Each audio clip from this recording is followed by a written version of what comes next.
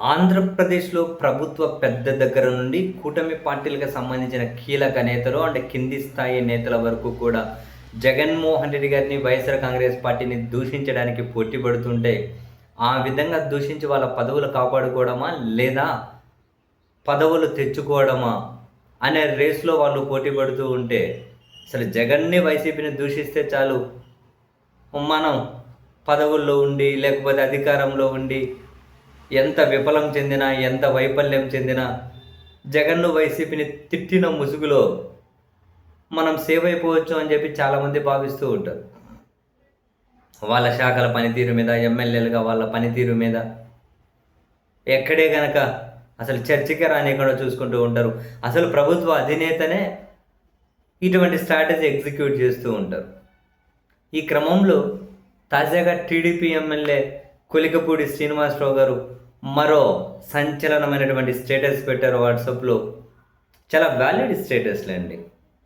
ప్రశాంత్ కిషోర్ గెలిచిన అంశాలను, ఏ ప్రచారం మీద ప్రశాంత్ కిషోర్ గెలిచారు అనే అంశాన్ని, ఆ టీడీపీ ఎమ్మెల్యే కూడా ఏ విధంగా ప్రచారం చేసి గెలిచారు, వీళ్ళిద్దరి ప్రచార సరళిని కంపేర్ చేసుకుంటూ కొలికపూడి గారు పెట్టినటువంటి స్టేటస్ ఏంటి అంటే, 2024 ఎన్నికల్లో తిరువూరు నియోజకవర్గం కూటమి అభ్యర్థిగా 100 రోజులకు పైగా నేను ప్రచారం చేశాను.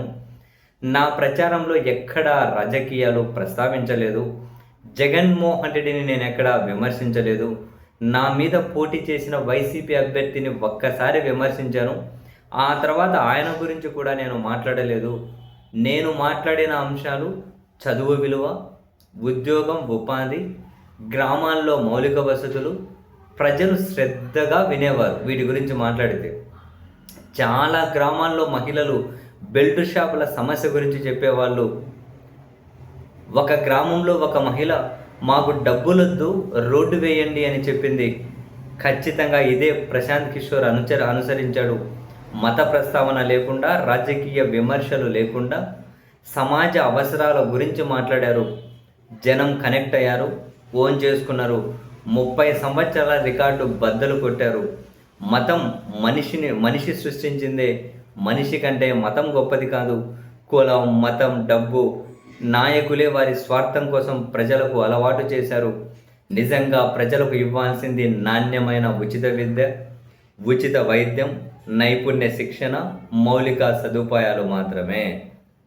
ఎగ్జాక్ట్లీ ఇవే కావాలి. వీటి మీద చర్చ జరగాలి.